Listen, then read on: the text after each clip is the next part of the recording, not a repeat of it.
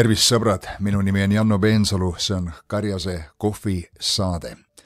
Issand on hea ja tema heldus kestab igavesti, tema ustavus põlvest põlve. Nüüd alati meie elus kõik episoodid ja kõik elufaasid, sündmused ei ole võrdselt head, aga Jumal alati igas olukorras on hea ja toob selle hea esile. Ja üks grupp inimestest, kellede vastu Jumal oma headust eriliselt üles näitab, on need, kes on tänulikud. Nüüd tänumeelsus on teema, millest on väga palju räägitud. Samal ajal on see jätkuvalt teema, millest meil on väga palju õppida. Mitte võib-olla mingit uut aspekti, mida me veel ei teadnudki tänumeelsusest, aga et õppida seda jätkuvalt tegema, praktiseerima, hoidma seda oma elus fookuses. Nüüd tänumeelsus on rajatud mõistmisele, mida Jumal meie heaks juba on teinud. Ja see on meie reaktsioon sellele, mitte rajatud meie tunnetel. Alati sa ei tunne hästi, aga kui sa ka ei tunne ennast hästi, Jumal on jätkuvalt hea. Sest elu kõik faasid ei ole võrdselt head, kõik olukorrad ei ole head, aga Jumal on hea kõikides elufaasides. Ja need, kes Jumalat appi hüüavad, need, kes temale annavad kiitust ja tänu, lõpetavad kindlasti paremas olukorras, kui need, kes nurisevad, kaevlevad ja võib-olla mässumeelsuses on. Nüüd, tänumeelsus on meie reaktsioon tema armule.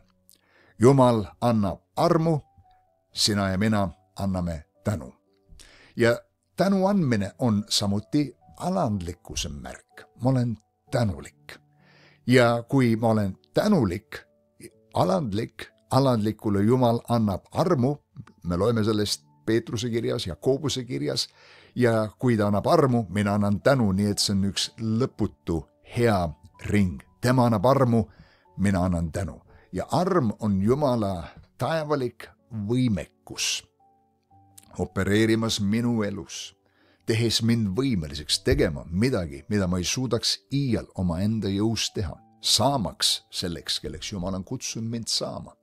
Nii et Jumala armuvägi minu elus on ääretult tähtis. See ei ole mitte ainult teenimata soosing, avatud uks kuskile privileegidesse, ja päästekindlus, need on kõik osa sellest armust, aga see on ka vägi, mis opereerib minu sees ja sinu sees ja me vajame seda väge.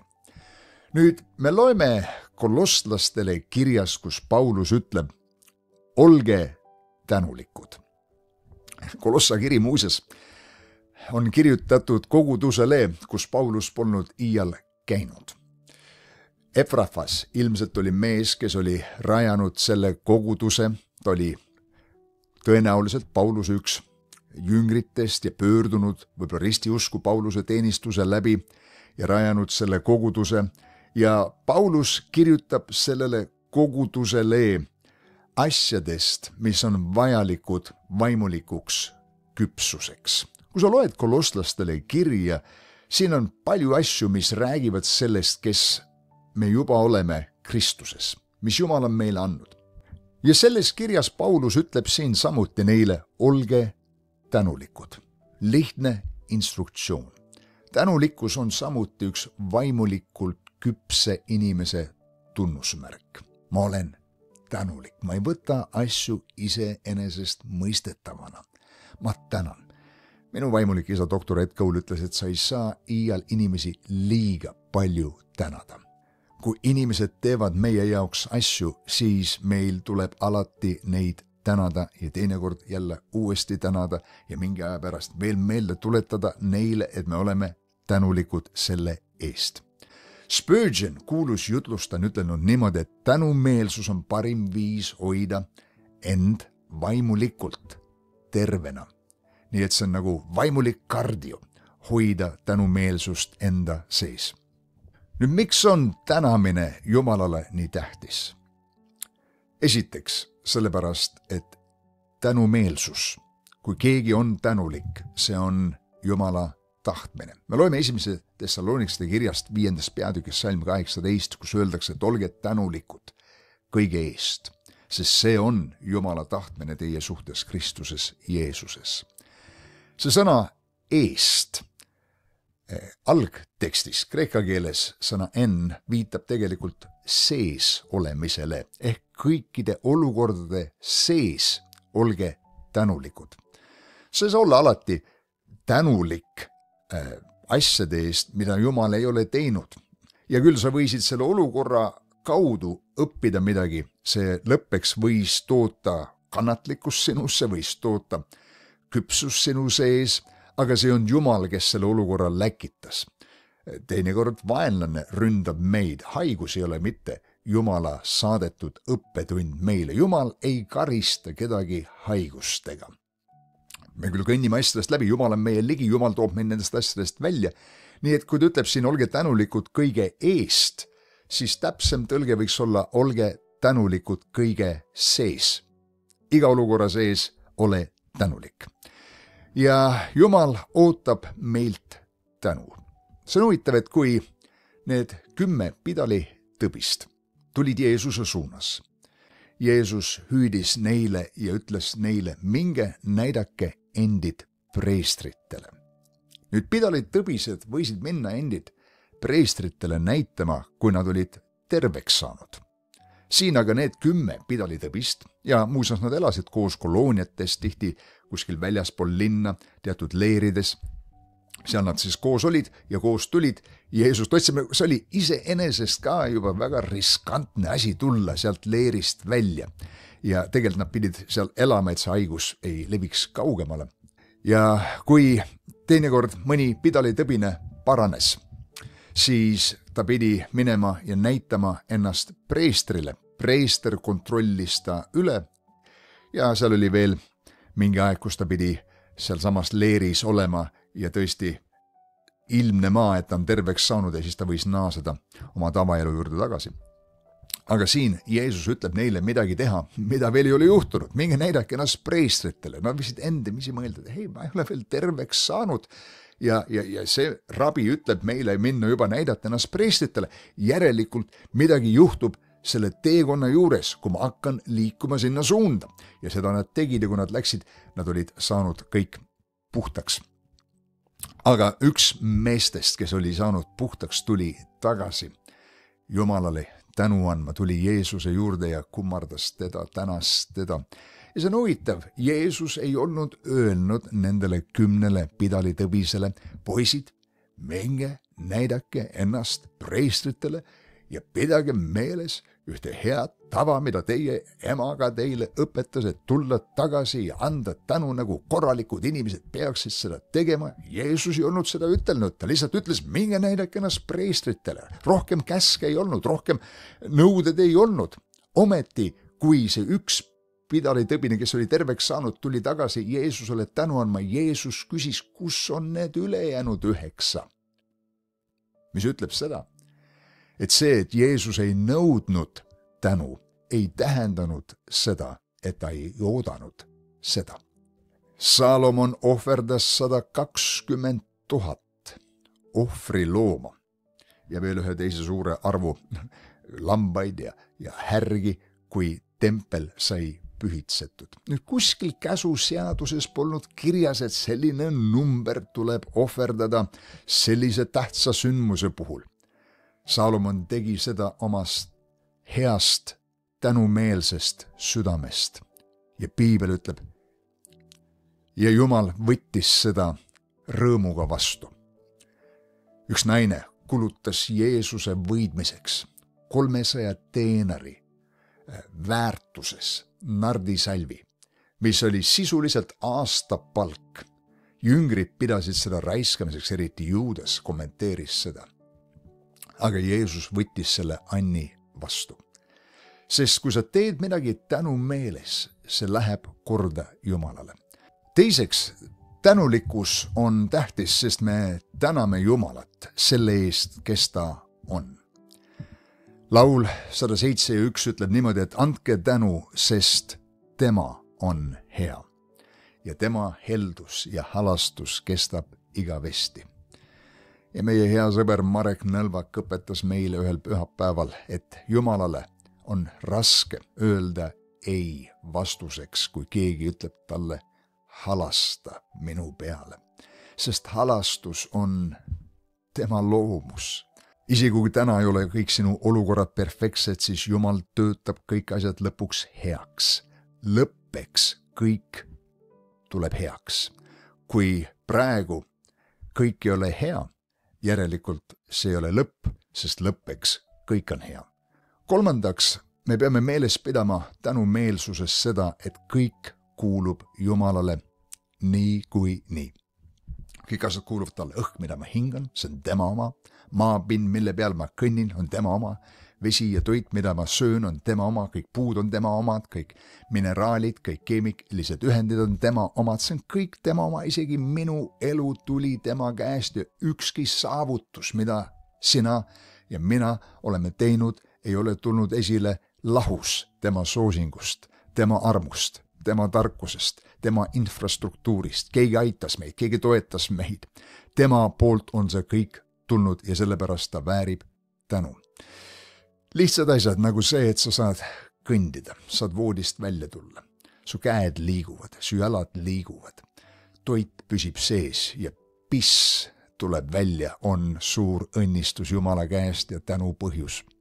See, et piss tuleb välja, tuleb minu ühest isiklikust kogemusest, kui ma läksin läbi neeruoperatsioonist ja pärast seda veel mitmed protseduurid ja lõppeks infektsioon ja stenti väljavõtmine. Ma mäletan, kui ma läksin siis doktor Tulminile ennast näitama ja ta küsis mu käest, et kas piss tuleb välja? See tuleb küll, ta ütles, väga hea. Pole kunagi varem seda teemat käsitlenud, pole kunagi pidanud mõtlema, et oi kui hea, et piss tuleb välja. Aga kui sa oled läinud läbi sellisest protsessist, kus su neer ja põis ja kuseteed on, sinna on kirurgiliselt sekkutud ja siis on veel infektsioon läbi käinud, siis oled tänulik, et ka need süsteemid töötavad. Nii et me peame meeles pidama, me oleme siin maa peal üksnes majapidajad. Kõik on meile laenatud. Meie elu on laenatud meile, meie aeg on laenatud meile, kõik asjad on laenatud meile, me ei saa neid kaasa võtta, need on kõik kingitus ja me väljendame tänu nende eest Jumalale. Nüüd neljandaks oluline punkt meele jätta tänumeelsuse suhtes on see, et kui me ei ole tänumeelsed, siis tihti me oleme mässumeelsed. Ja pea meeles, et tänumeel viib meid edasi, mässumeel viib meid tagasi. Ja mida tänulikumad me oleme, tavaliselt seda õnnelikumad me oleme. Mis tähendab seda, et õnnelikkus ei ole mitte seotud sellega, kui palju sul on, aga kui palju sa oled tänulik selle eest, mis sul on. Sul võib olla vähe, aga kui sa oled väga palju tänulik selle eest, mis sul on, siis sa oled õnnelikum kui see, kellel on palju, aga rahulolematu, ikka on midagi kehvasti, ikka on midagi puudu ja ta tegelikult ei ela õnneliku elu, nagu sina elad. Nüüd 5. põhjus, miks tänumeel on nõnda tähtis, on sellepärast, et tänumeel aitab sul pöörata sinu fookuse sinu enda pealt Jumalale, su probleemi pealt jumalikule lahendusele. Sellepärast öeldakse ka Markuse evangeeliumis 11. peatükis 24 salm, et kui te palvetate, siis uskuge, et te olete seda saanud. See on, kus meie usk peab olema. Mäletad seda, et Abrahami kohta öeldakse roomlastele kirjas, et ta sai vägevaks usus, andes Jumalale austust, andes ilmselgelt Jumalale tänu. Tema usk kasvas, tema usk sai tugevaks. Ja meile öeldakse samuti Pauluse poolt, et ühes palvega tehke oma tänu ka teatavaks. Nii et mitte ainult palve, aga lisa sinna juurde kohe ka tänu. Nii et tänumeel aitab meie fookuse panna probleemi pealt, millega me tegeleme, Jumalale, kelle käes on lahendus. Võib-olla sul on tohutult kiire ja parasjagu keegi jäi veel sükse poolpunane, poolroheline tule all seisma ja oleks võinud veel sealt parem pöörde ära teha. Ja ja siis sa tead, sa pead kogu selle ringi nüüd ära ootama. Aga selle asemel, et frustreeruda, mida mul on isiklikult samuti väga-väga kerge teha, sest ma olen kannatamatu tihti liikluses ja tahaks öelda läbi tuuleklaasi seal mõnele inimesele, et pargi see auto või sõida, tee üks kahest. Aga meid katsutakse läbi ja ka meie tänumeelsust ja ma olen viimasel ajal hakanud praktiseerima seda, et ma võtan hetke ja ütlen, Jumal, ma tänan sind, et mul on auto. Ma saan sõita. Ma mäletan neid aegu, kui mul ei olnud vahepeal autot ja kui keeruline oli.